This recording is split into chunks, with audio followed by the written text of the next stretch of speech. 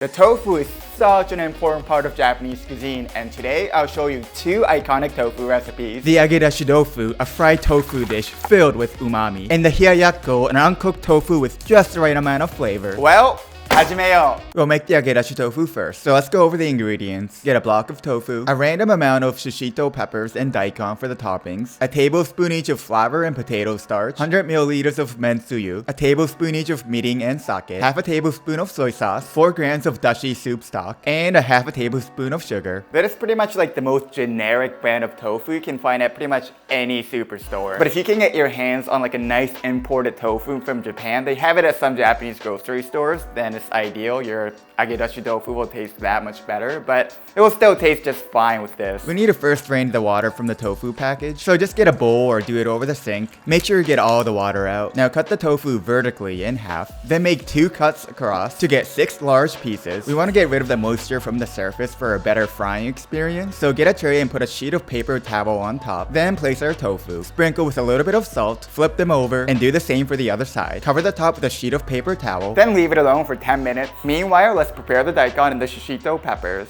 Peel the skin from the daikon, then grate it into the bowl. Daikon is such a crucial part to an Agedashi tofu, so don't skip this step. Just grate until you have your desired amount. It's better to have more than you think you'll need. Alright, now just tear off the stem from the shishito peppers and make 1 vertical incision in the middle for each pepper. If you don't, the shishito peppers will explode when you fry them. Now for the breading, we'll mix the flour and the potato starch. While we're at it, let's just make the sauce.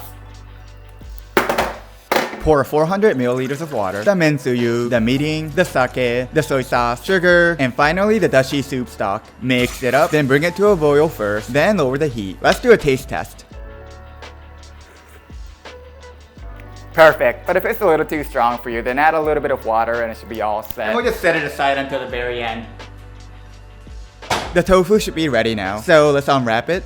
Now cover each tofu with the breading mixture. Make sure all sides are covered evenly. Remember that it's not like a fried chicken where the breading is obvious. It's okay to look very thin like this. Pour enough frying oil into a pan or a pot, just enough to cover most of the tofu. Now turn on the heat and set it to about 340 degrees Fahrenheit. If you don't have a heat sensor, put in something wooden like a chopstick. If it bubbles, then it's ready. Now carefully put in the tofu and make sure they're not touching each other. First fry for about a minute. Gently nudge them away from each other if they're touching to prevent the breading from falling off. After a minute, the breading should be firm enough, so start flipping them over every 30 seconds or so, and continue for about 2 minutes. They should start looking a little golden, so at this point, start adding the shishito peppers, and fry for 1 minute as you keep flipping the tofu. Then take everything out and put it onto ideally a paper towel or netting, and dry out the excess oil for a few minutes. Then start stacking them onto a plate. Presentation matters, so try to get a little creative. Then put on the shishito peppers, also in a creative manner. Then top it off with grated daikon. Put it on top, put it on the side, however you want. But I really recommend adding a lot. Then pour the delicious sauce in glorious slow motion. Pour more sauce than you think you'll need. And finished!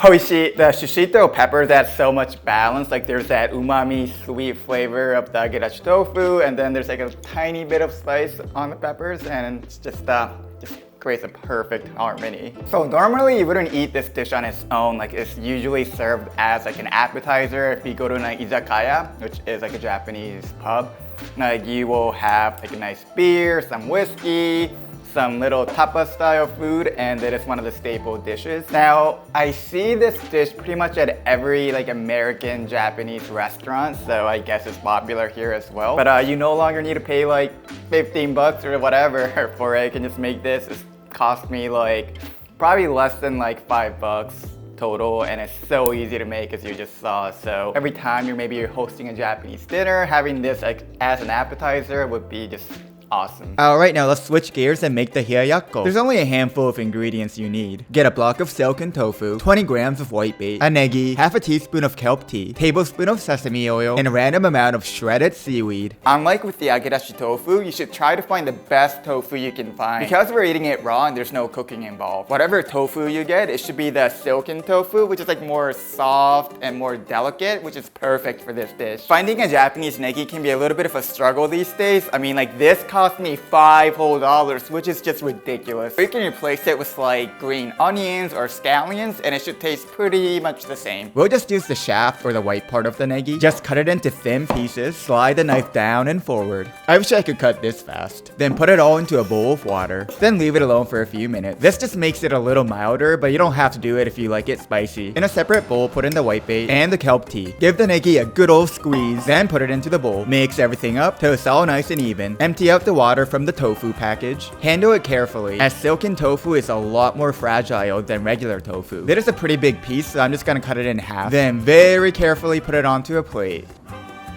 Put on the shredded seaweed and the mixture from before. Sprinkle a little bit of salt. Now get a pan, then pour the sesame oil. Heat until it's watery and you can see some smoke. Then pour on top. This adds a nice sweet scent to the negi and cooks the whitebait. And we're finished.